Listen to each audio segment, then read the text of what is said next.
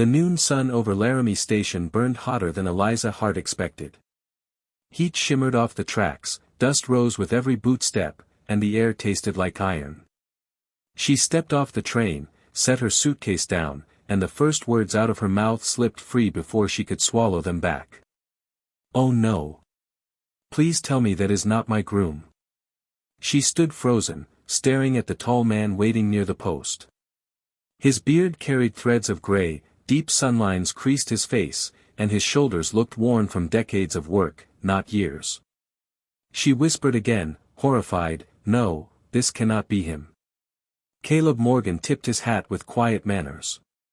"Miss Hart. Welcome to Wyoming territory." Eliza blinked hard. 2 months of letters had painted a different picture, a lively, daring cowboy with a charming grin and a wild young streak. But the man in front of her looked like a ranch legend from a dusty book, not a groom meant for a 23-year-old woman from New York. She leaned toward her suitcase and muttered, not as quietly as she thought, "He looks like someone else. Someone older." Caleb lifted her luggage with one hand. "I'll take you home now." Home. The word hit her hard. She hurried to walk beside him. "Hold on. You are Caleb. Caleb Morgan. The one who wrote those letters about storms and broncs and long rides?" "All true," he answered simply. "But," she stared openly at him. "You look like you should be sitting in a cool shade with a drink, not chasing anything faster than a tumbleweed." They reached the wagon. Caleb's eyes stayed steady. "Is my age a problem for you, Miss Hart?" She answered without thinking. "Your age. Your beard. Your face. Your everything. Yes. A big problem." Several cowboys coughed into their hands. A woman at the station shook her head. Caleb didn't react. He helped her into the wagon with a dignity that made her cheeks burn. The ride across the prairie stretched long and silent. Her thoughts, however, were loud enough to rattle the wagon boards. 48. She repeated the number again and again. Too old. Too rugged. Not what she imagined. Yet every time she glanced at Caleb, something in his quiet confidence tugged at her doubt, his calm voice, the way his hands held the reins like he'd been born with them. When they reached Morgan Ranch, she expected a small tired place. Instead, land spread wide as far as she could see, fences, pastures, cattle moving like dark waves. A place carved by work, not luck. Caleb stepped down from the wagon with a soft grunt, rolled his shoulder once, then lifted a heavy feed sack as if it were nothing. He breathed hard afterward, the way any hard-working man would. Eliza tried not to stare. The sack looked heavier than her whole suitcase. "Nice trick," she said stiffly. "Do you do that often?" "Every day." He set the sack aside, then walked toward the corral. Inside, a young horse kicked at the air, wild and furious. "Why is no one helping?" Eliza whispered. One ranch hand chuckled. "Ma'am, that bronc won't let anyone close except the boss." Before she could ask more, Caleb opened the gate and walked in, calm, steady, as if hooves weren't slicing the air near his head. When the horse charged, he stepped aside, caught the rope with a twist, and turned the animal in tight circles. Dust flew around him, sunlight flashing off his belt buckle. For a moment, Eliza forgot to breathe. "That isn't normal," she murmured. "Not for a man your age." Caleb smiled, just barely. "Age doesn't stop skill, Miss Hart."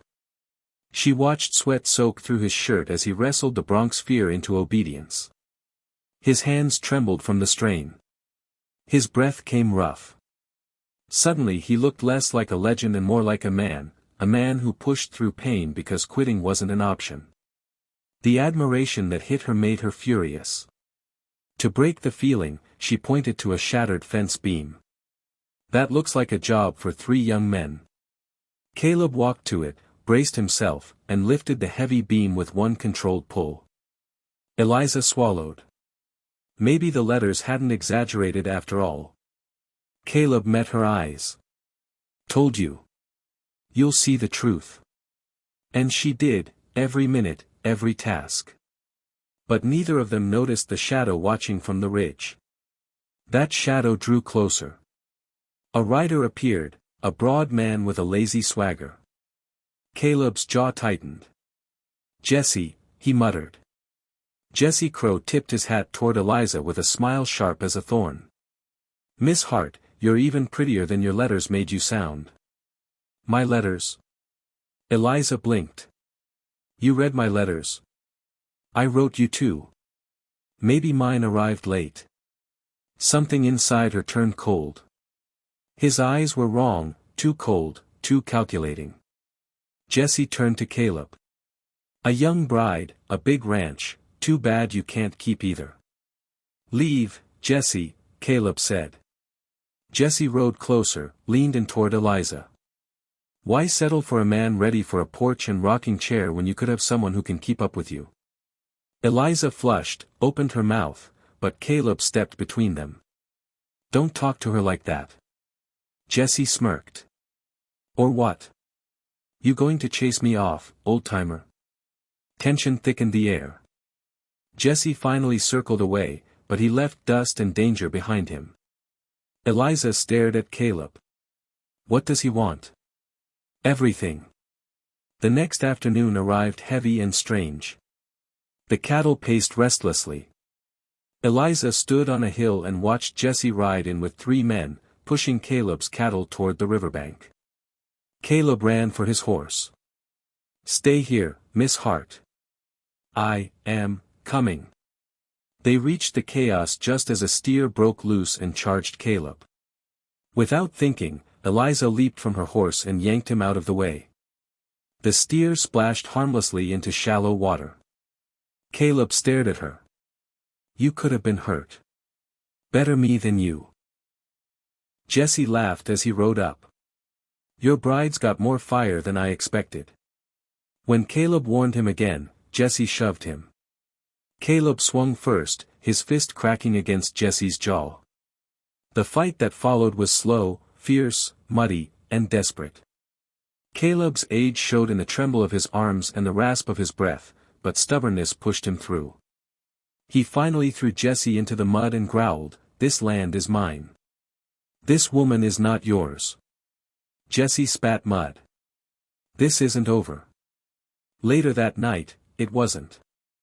Eliza stepped outside, and Jesse grabbed her, hand clamped over her mouth. She clawed at him, drew blood, but he dragged her back until Caleb burst from the doorway, bare-chested, gun in hand. Jesse fled into the darkness.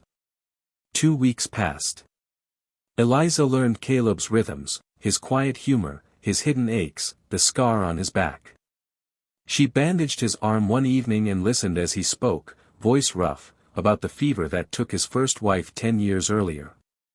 Something soft and steady began to grow between them. But Jesse returned in a message, arrested in town, threatening to come for them at sunrise. Caleb folded the note with shaking hands. "If you want to return to the station, I'll take you. I won't have you in danger." Eliza stepped into his space, voice steady. "I'm not leaving. Not after everything I've seen."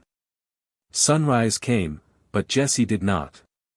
The sheriff arrived with news. Jesse broke his arm in a bar fight. He confessed to cutting the fence, burning the hay, and planning to burn the main house next. Eliza felt her knees weaken in relief. Caleb touched her cheek gently. "You're safe now." "No," she whispered. "I was safe the moment you stepped between me and trouble." A week later, inside the small wooden church, they stood hand in hand. "I came expecting a groom from a letter," Eliza said.